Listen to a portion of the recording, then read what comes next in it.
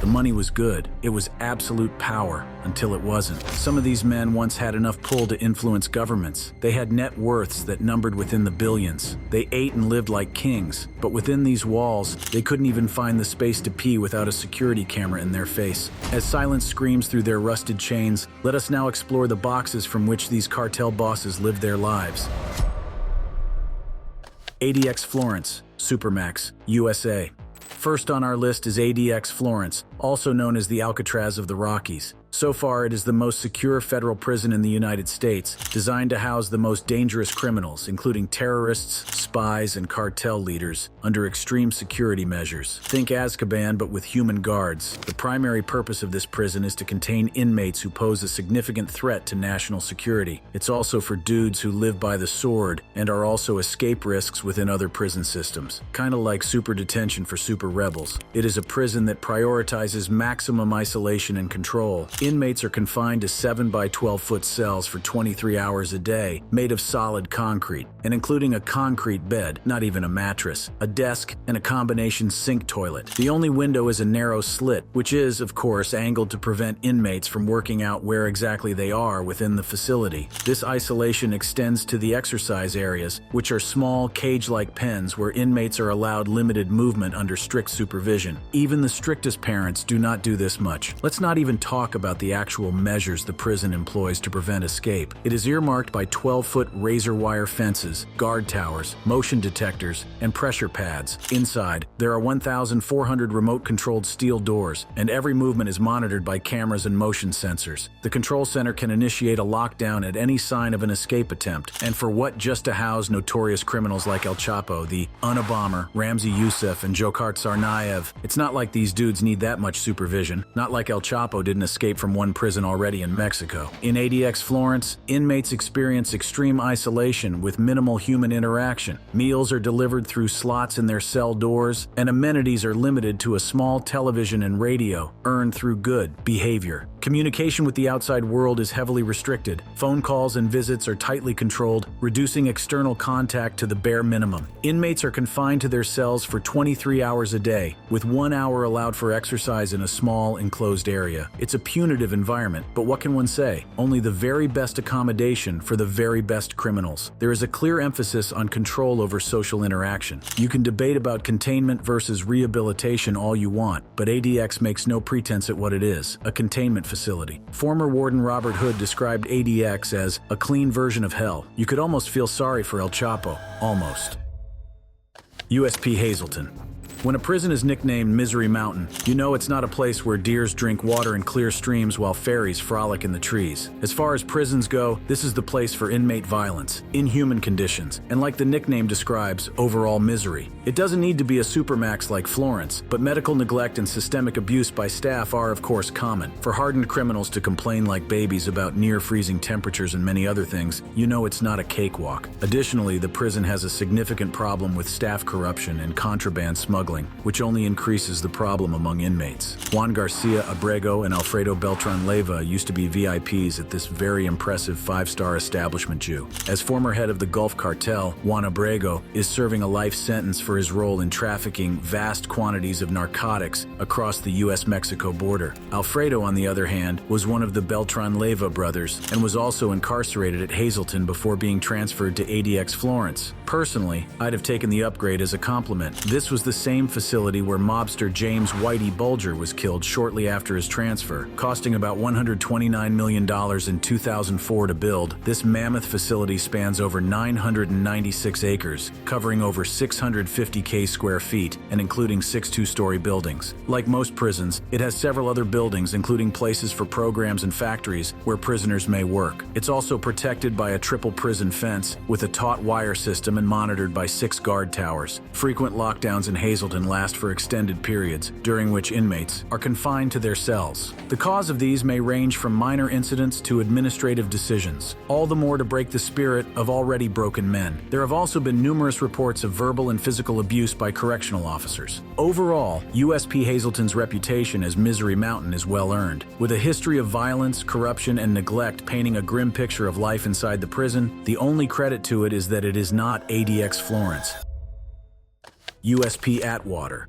USP Atwater is, for all intents and purposes, one of the tamer prisons on this list. The fact that it housed Hector Luis Palma Salazar, former leader of the Sinaloa Cartel for almost 20 years without incident, is worthy of note, however. This was after the drug lord's second arrest. After being incarcerated the first time in another U.S. prison, he was released and didn't even wait before going back to work with the Sinaloa Cartel. Unluckily for him, a private plane that was supposed to take him to a wedding party crash-landed after being diverted. Although he tried to evade the military by wearing a full PJF uniform, complete with ID and even armed caravans of actual PJF personnel, he was later apprehended and then taken to Atwater, where he served 19 years. Now, what is it about USP Atwater that was able to hold such a dangerous man for so long? Located near Atwater, California, this penitentiary is designed to house male inmates under maximum security conditions. It has the whole package: electrified fences, video surveillance, armed guard towers, malls, swimming pools, 5-star restaurants that serve the inmates about 2 calories a day, and many more. The prison's infrastructure and security systems are designed to prevent escape attempts and maintain order within the inmate population. Unlike Hazleton and ADX, this prison provides a range of services aimed at inmate rehabilitation and reintegration into society. If these programs were aimed at Mr. Salazar during his stay there, it is hard to tell, given that he is currently incarcerated at the most fearsome prison in Mexico. More on that in a bit. The prison offers comprehensive medical care, including 24/7 emergency services and routine health checkups, particularly focusing on inmates over the age of 50. It also has a host of mental health programs aimed at keeping the prisoners busy. It's lucky that Mr. Salazar was sent to Mexico, if anything, for the bragging rights of going to an actual prison. In addition to this, there are a host of educational and vocational programs at Atwater, including GED classes, building trade classes, landscaping, computer skills, and even apprenticeship opportunities in fields like HVAC and electrical work. In all honesty, more prisons should be like Atwater. Within this highly controlled environment, most inmates are able to retain some degree of normalcy and autonomy.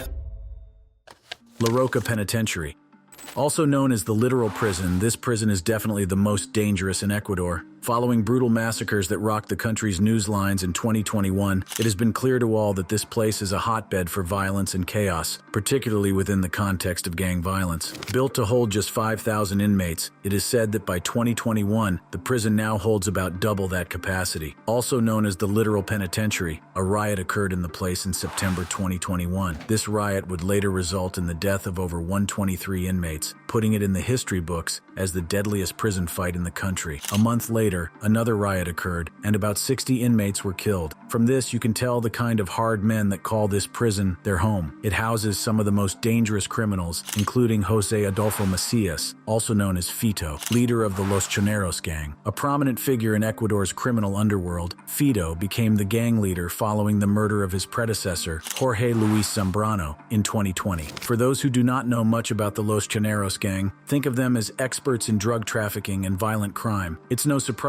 they rank amongst the most influential members in the prison. A throne amongst ashes is still a throne, I guess. The Ecuadorian government tried to stop this by scattering gang leaders across various prisons. Instead of putting a stop to this cause of action led to the formation of several derivative gangs, which were now spread out in several facilities. Of course, this fragmentation only made control to be far more difficult than it used to be. Gang violence is so openly and rigidly practiced that it is an established fact that gangs control all of the 12 pavilions. Amongst these gangs, the Los Choneros control 5, the Latin Kings control 3, and the Los Choni Killers, the Los Tiguerones, and the Los Lobos control 1 each. Apart from the gang violence, harsh conditions and frequent inmate deaths abound. Inmates live in fear of constant violence from rival gangs and guards alike. It's a lose-lose situation for all involved. Unsurprisingly, Fito himself was able to escape from the prison as far back as 2013. On this list, the literal penitentiary probably is the most insecure amongst the rest, a fact that is quite damning since it is the largest in the country. Fito escaped it in 2013 when he and a few of his other gang members immobilized up to 14 prison guards and escaped the fortress by using boats to traverse the Daal River.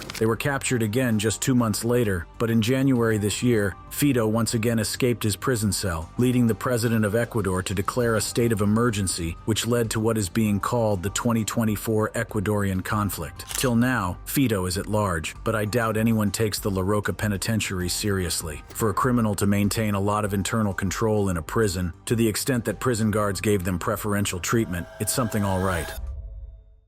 La Pacota prison in Bogotá, Colombia, has become infamous due to its history of escapes and the corruption within its walls. One of the most notorious incidents occurred in March 2022 when Juan Larenson Castro Estupinan, also known as Matamba, a powerful drug trafficker, managed to escape from this maximum security facility. Guess how he did it? If you were to stage an escape from ADX or from the Altiplano prison in Mexico, you'd probably need Dom Toretto and family to plan a major break-in for about 8 months. Matamba did no such thing, though. Nothing as dramatic as explosives or confrontations with guards happened either. He simply donned a prison guard uniform and walked out of the prison, bypassing multiple security checkpoints with apparent ease. Video footage later revealed that Matamba had received assistance from at least one prison guard who was subsequently arrested. I suppose the security guard didn't think that a simple investigation would implicate him in the escape. Matamba's escape was not an isolated incident in La Pacota. An investigation revealed that Carlos Matos, a businessman accused of bribery, had been leaving the prison for unauthorized meetings. This led to the dismissal of the head of the National Penitentiary and Prison Institute, INPEC, and the prison's director. If businessmen can simply walk out of this prison, it shouldn't take any small stretch of imagination to visualize cartel bosses walking out like it's a luxury they can afford. This should not give you the illusion that life in that prison is a cakewalk. To paraphrase Semana magazine in Colombia, this prison is a place of confinement for both dangerous and even innocent people who ended up in trouble with the law without actually having broken the law. Imagine being an innocent person and being locked among some of the most dangerous criminals in your country. The most chilling quote till date in print about this La Picota was also from this magazine. Thousands of people lived there and many died with the dream of one day leaving there.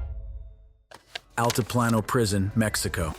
We are now here in the ADX Florence parallel in Mexico, officially known as the Federal Social Readaptation Center No. 1, or simply as La Palma. It is definitely the biggest and most secure prison in Mexico. Situated in Almoloya de Juarez, just west of Mexico City, it is home to Mexico's most dangerous criminals, most especially drug lords, many of whom have also had stints in ADX Florence. Although it had a reputation for being one of the most impressive prisons in the world, the dramatic escape of Joaquin El Chapo Guzman, the leader of the Sinaloa Cartel, on July 11, 2015, put a dent in its reputation. After being incarcerated in 2014, he was unceremoniously dumped in this prison in a highly secure area, specifically in Cell 20. Here, the cells had no windows, and isolation was the enforced religion, given that even his guards weren't allowed to speak with him. A bed, a shower, and a single toilet were the only things he had for company. Visits were tightly controlled, and he lived in solitary confinement for 23 hours every day.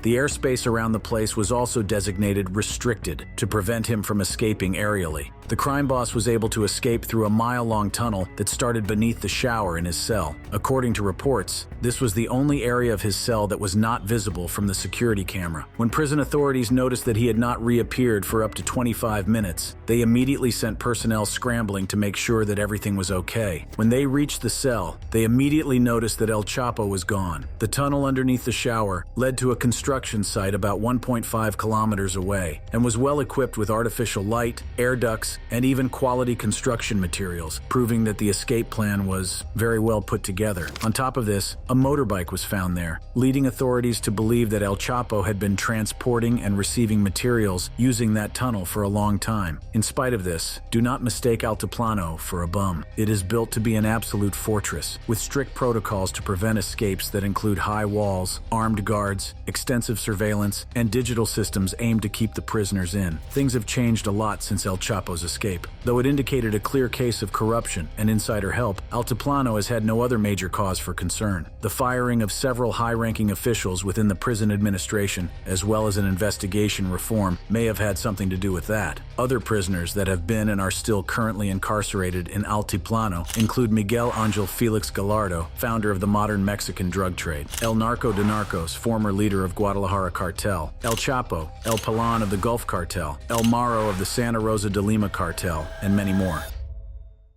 Metropolitan Correctional Center, MCC, USA. You know what they say about New York: if you can make it there, you can make it anywhere. What's the Big Apple without a maximum correction center to host the world's biggest criminals? MCC New York is renowned for holding high-profile inmates, including major drug lords and cartel leaders. El Chapo was one of them. It would seem like the infamous leader of the Sinaloa cartel has been detained in almost every maximum security prison in the Americas. He was once detained at MCC before his trial and subsequent transfer to ADX Florence. A connoisseur, that one. Apart from El Chapo the squatter, other crime bosses who have been hosted in New York's finest correctional home include John Gotti, the notorious boss of the Gambino crime family, and Bernie Madoff, the financier behind the largest Ponzi scheme in history. To have an idea of the kind of clientele it attracts, you should also know it occasionally hosts terrorists like Khalid Al-Fawaz and Ahmed Gailani, who were both linked to the 1998 U.S. Embassy bombings in East Africa. Although this prison hosts a lot of bad boys, it has recently come under scrutiny for a recent lapse in security. Depending on how you look at the apparent suicide of Jeffrey Epstein, one might wonder how such a reputable prison didn't deem it necessary to secure the lives of its inmates. Funny how that happens, eh? It is typically designed for old inmates who have been awaiting trial or sentencing in some parts of New York, making it a central hub of pre-trial detainees in federal cases. It's a co-ed school for the gifted, with security measures that make you think inmates are national treasures. Most inmates are locked in 23 hours a day and monitored round the clock with CCTV. Given that it is such a high-profile place, some wings of the facility also sometimes host other species like cockroaches and rodents to foster cross-species interaction and understanding between the cream of human and animal society. Before each door is opened, inmates in the cell are stuffed through a food slot. Depending on the wing, outdoor recreation is also not allowed.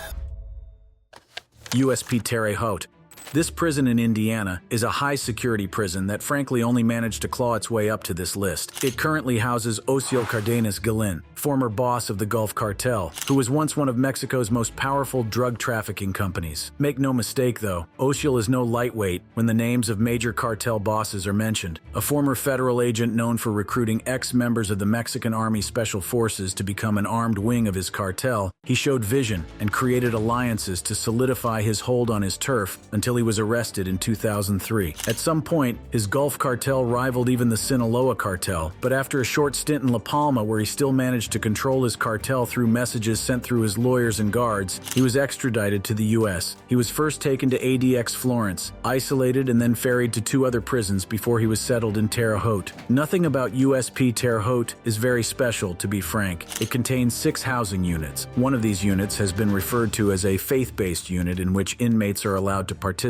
in faith-based activities. It allows inmates to work by making towels and other accessories for a whopping sum of $6.50 to $7.50 per day. Apparently, the money bags housed in this facility can make up to $12 per day. Not bad for a former crime lord, to be honest. Cardenas Guillon is currently serving his sentence at USP Terre Haute and is scheduled for release in August 2024. USP Terre Haute is also home to the Special Confinement Unit, which houses federal death row inmates. This facility has been the site of numerous executions, including that of Timothy McVeigh, the Oklahoma City bomber, in 2001. The prison's death row houses inmates who have been sentenced to death by federal courts for various serious crimes. Conditions on death row at USP Terre Haute have been a subject of controversy and criticism. In recent years, inmates have reported harsh and isolating conditions that have allegedly contributed to mental health issues and even suicides among the prisoners.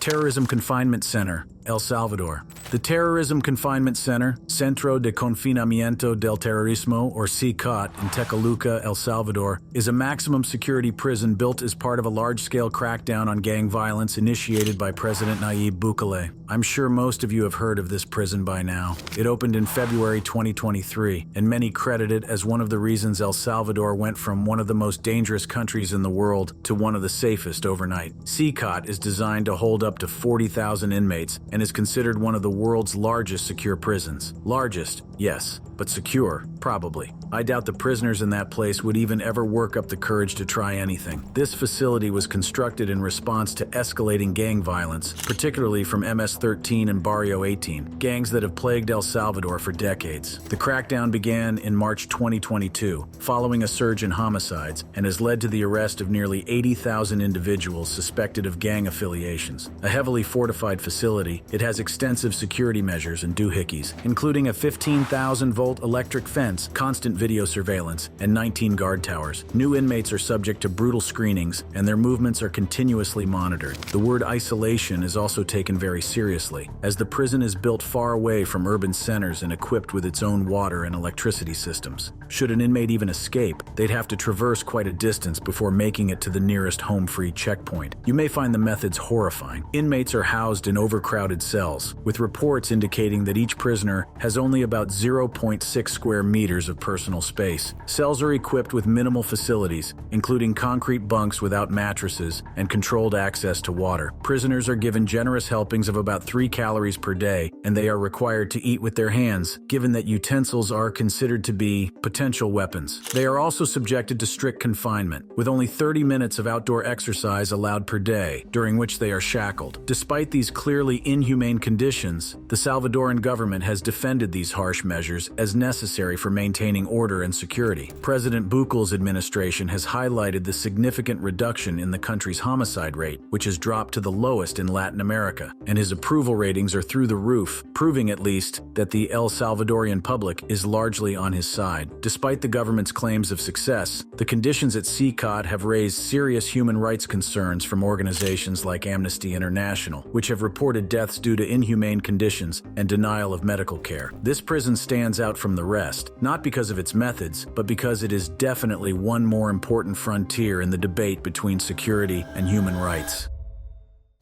Alcatraz Federal Penitentiary. It wouldn't be fair to this list if we didn't add the Alcatraz. You had to be there. If you don't mind me saying, I can't think of any other prison in the US that is historically as famous as Alcatraz, which was referred to as the Rock. Located on Alcatraz Island in San Francisco Bay, it operated from 1934 to 1963 and was known for housing some of the most notorious criminals of the 20th century. Al Capone was one of these criminals. When the Chicago mobster, also known as Scarface, was discovered to be able to manipulate the systems at the various other prisons he was sent to, they sent him to Alcatraz with a kiss goodbye and a wave, encouraging him to try his luck there. At Alcatraz, Capone was isolated from his network and subjected to the same harsh conditions as other inmates, which significantly curtailed his influence. If you've heard of Alcatraz, you've definitely heard about the Battle of Alcatraz. This was a fight for the prison that took place from May 2nd to May 4th, 1946. This violent escape attempt was led by 6 inmates who managed to overpower cell house officers and gain access to weapons. Their plan failed when they couldn't obtain the keys needed to exit the prison, and when the dust settled, 2 correctional officers and 3 inmates were dead. The U.S. Marines were then also called in to assist in regaining control of the prison. I know I made a reference to Azkaban when talking about ADX, but most likely, Alcatraz was the prison to inspire J.K. Rowling's infamous Wizarding World prison. Located on a rugged island surrounded by cold, strong currents, it was an ideal site for a maximum security prison and nearly escape-proof. Over its nearly 3 decades of operation, Alcatraz housed around 1,576 inmates, including other notorious criminals like George Machine Gun Kelly and Robert Stroud, the Birdman of Alcatraz. But all good things come to an end. The prison closed in 1963 due to its high operational costs and the deteriorating condition of its facilities. Its isolation meant that everything had to be shipped to it, and the saltiness of the sea air meant that the buildings decayed easily. Is it now a tourist attraction? A relic of the old days when even Al Capone had to bow to its influence? Thanks for watching. For more similar lists, click on the card to explore more fascinating relics you did not know about. Don't forget to like and subscribe for more videos every week. See you next time.